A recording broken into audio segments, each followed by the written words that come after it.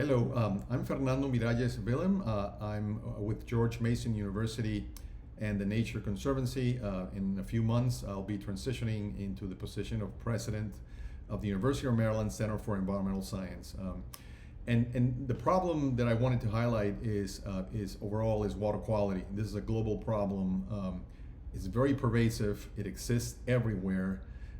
There is a wide variety of pollutants that we put in water of all sorts, from plastics to organics to municipal waste to industrial waste.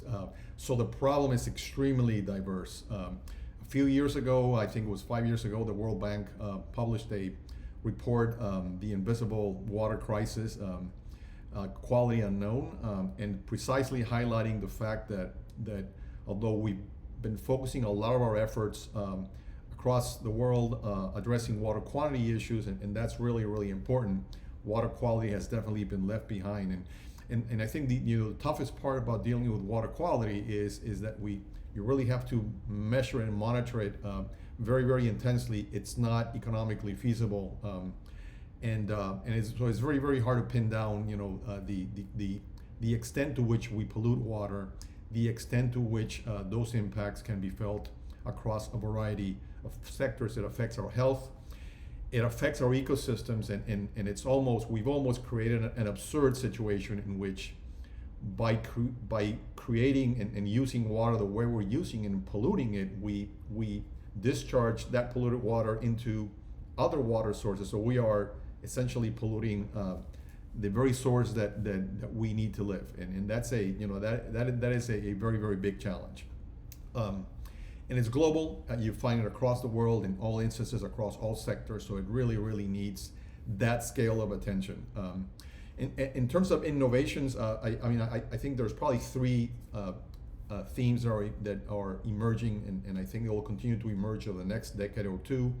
I think the first one is circular economies and trying to localize the extent to which we impact water, and implementing water reuse, which means that we're going to have to treat water, which means that treatment is going to have to be tailored to the conditions that we're generating for pollution. So circular economies, that's one. I think a second one is arriving at a better and improved business model for water that provides disincentives or provides incentives against polluting water. Right now, water is heavily subsidized, and across the world, in many places, you don't even pay for it.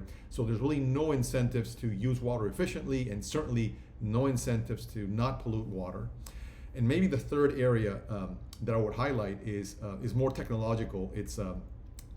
And I'll go back to the point of trying to, how do you monitor water effectively? And I think remote sensing, particularly satellites across all scales, the very large ones and to the small sats, are generating a good space, technologically speaking, to monitor water quality, very, very efficiently, trying to capture both the spatial and temporal characteristics of timing of pollution as well as spatial extent of pollution. And there's lots of promising technologies, approaches. There's a whole industry being generated around this, and I think that is going to be something that we can leverage in improving the situation.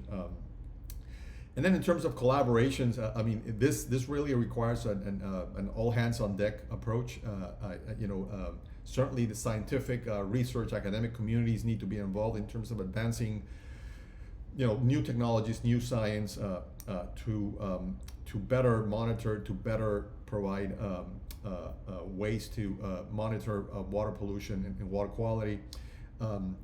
Industries and governments have to be on board. Industries, because they have an opportunity to really reduce pollution at the source, implementing concepts such as circular economies.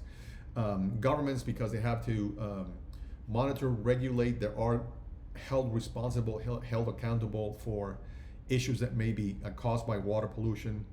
And definitely, across the board, decision makers, need to be engaged. I think this is a very serious capacity building exercise that needs to take place.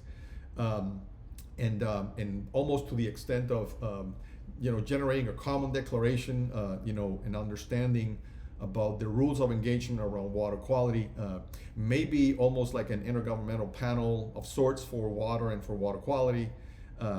Could be the goal here. I've seen, over my 30+ year career years, I've seen those large-scale efforts advance significantly. For example, in the case of climate change, the IPCC, and the case of biodiversity and ecosystem service, the IPBES. So I think something like that, a big effort across water, is really important, particularly because it's a global resource, right? And it's finite. Yeah, we have what we have, we don't have what we don't have. And so again, the issue is water quality, and I hope this video is useful. Thank you very much for the opportunity.